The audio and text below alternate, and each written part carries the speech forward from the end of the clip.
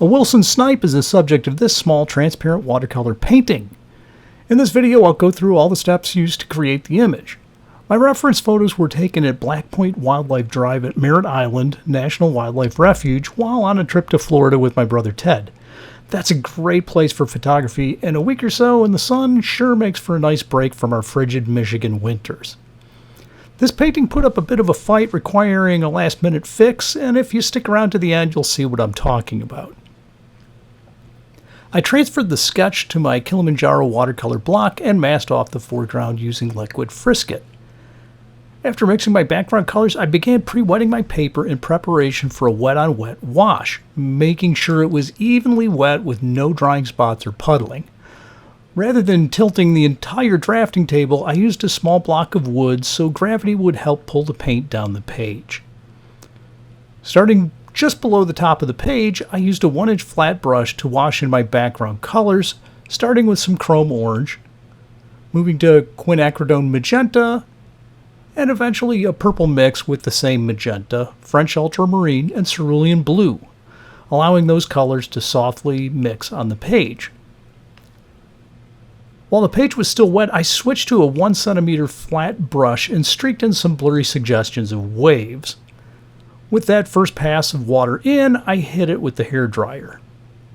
I switched to a number 2 round brush and started streaking in some waves with purples from my background wash colors, supplemented with some French ultramarine blue. Other suggestions of pinkish reflections went in with quinacridone magenta. I wasn't really looking at my photo references for my painting's background colors. The shore and water in those images was a mucky gray brown with a reflected white sky. I wanted to reinvent that scene with colors that would make the subtle browns of the bird pop more. Oranges and pinks should play well with the snipe's warm tones, while the blues and purples are a gray color opposite that will work perfectly for shadows. My plan was to glaze in many overlapping layers to build wavy textures and depth, but losing detail and focus as it moves to the top of the page, suggesting some depth of field.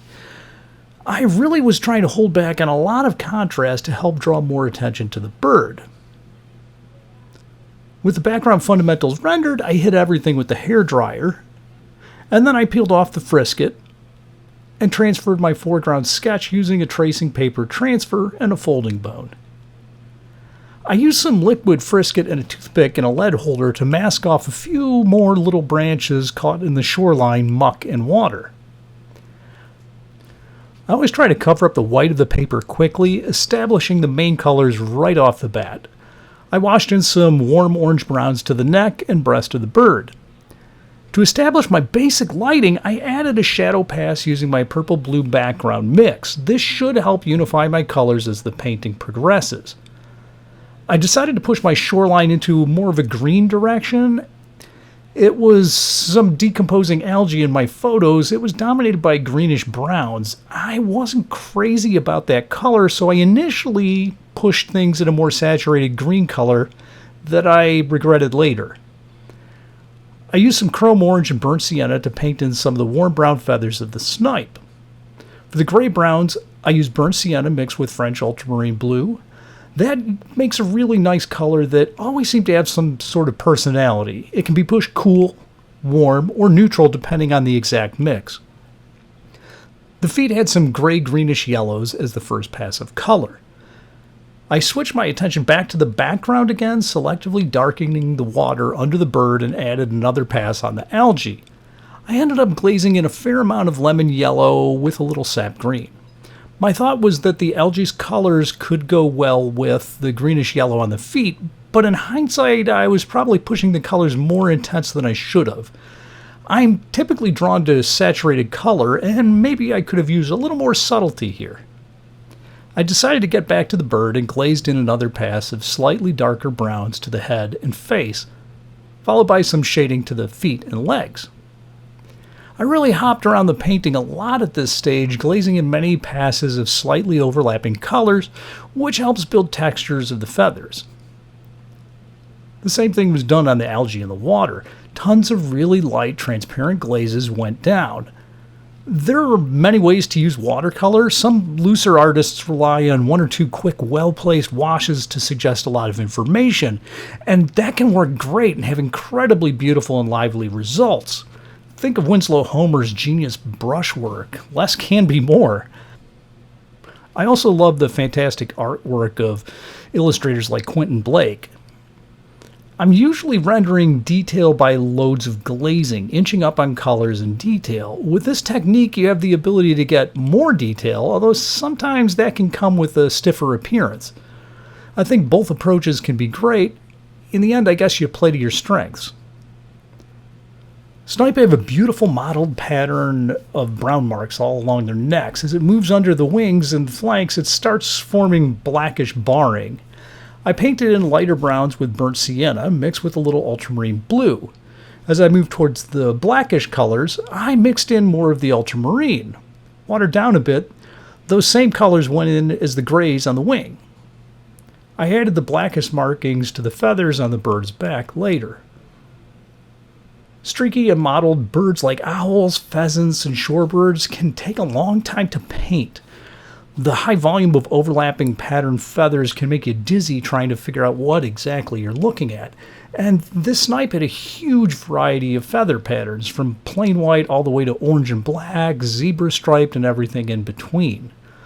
Rendering those is a slow process. I just glazed in layer upon layer with a sharp number 2 brush. As those overlaps, like feathers do in real life, things start to look lifelike. Camouflage birds like this can be overwhelming things to draw and paint with all these crazy patterns, and here's the basic approach I take when sketching and painting feathers. First, I just spend some time looking for the logic in the plumage before even starting. I look at the basic feather direction as they wrap around the bird's body. Despite all the possible different bird types, the generic pattern of the main feathers covering the bird's body don't vary all that much. Of course, the number of the feathers dramatically varies, but most grow in fairly predictable tracts. Once I understand how the flow of feathers go, I look for the general feather size and shape. Tiny feathers sit around the eye and they get larger as they move across the head and increase even more as they move down into the neck and around the bird's belly towards the rump. Usually the feathers get smaller and skinnier as they go toward the feet. Birds' wings and tail feathers are also predictable, having similar but not identical structure. Most birds' wings have 10 visible primary finger-like pointy feathers and 12 more rounded secondary feathers. Of course, when rendering a bird with folded wings, you don't see every single one as they overlap. Most birds have 12 tail feathers, but the exact number is variable depending on the species. Again, these are overlapping in most poses, so you don't have to be terribly exact, since most of us aren't illustrating a bird anatomy book. With those basics down, I start trying to make sense out of any of the color patterns. There always seems to be some sort of logic. In the case of the snipe, the wings were almost all brown, gray, and white. The tail was lightly barred orangey brown. The hardest set of patterns to analyze and render was the throat area moving to the belly and the sides, which had a lot going on. In general, there's a wash of orange after the white chin that moved toward a series of fairly even-spaced brown wedges, which eventually moved to black. Everything faded to plain white on the belly, which is a feature that you see on many birds. The boldest color saturation and the greatest contrast was all on the back and the head of the bird. Mentally taking notes of the pattern trends can make painting and sketching go a lot easier and less overwhelming. It is completely amazing that despite having such an amazing array of these bold patterns on their feathers, these birds are really well camouflaged in their normal habitat. For the bird's browns, I used a lot of warm colors, but not many too browns other than burnt sienna, which saw a lot of action. In addition to that color, I brought in a lot of chrome orange, and in the darkest areas, a linserie crimson. For shadows, dioxazine purple goes great with browns. For the blackish tones, I use mixes of burnt sienna and ultramarine blue. But in the absolute darkest areas, I also use permanent alizarin crimson and phthalo green. Honestly, I was having some indecision about what to do with both the greenish algae on the shore and with the water. I would work on the bird a bit and then switch to working on these other elements, trying to find some balance. Eventually, I scanned the painting in and tried a few experiments in Photoshop before committing to the actual painting. This rougher cold pressed paper was making the water a little harder to render than I wanted. Well, honestly, I shouldn't blame the paper. There have been thousands of fantastic watercolor scenes rendered on cold press and rough papers. It was my lack of experience, since I'm much more familiar with watercolor on hot press paper. Anyhow, to remedy things, I decided to darken my water and push back some of the highlights on the ripples.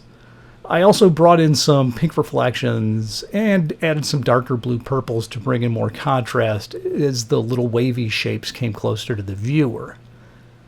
I pretty much wrapped up the painting and put it away for a day or two, and I'll often take some time away from a painting before I'm convinced that it's actually finished. After a break from looking at it, I decided that bright green on the algae was a distraction. The color was too saturated, attracting attention away from the bird without adding much interest. That green seemed a bit jarring and out of place. The question was how to fix it. I always err on the side of caution, so again I scanned in the painting super high resolution just in case I ruined things trying to fix it. Once I had that safety net in place, I did a few tests on another piece of watercolor paper. I painted a quick section of similar algae with the same paints, and then tested to see if scrubbing away would lift enough of that yellow-green to repaint it, and it didn't really work.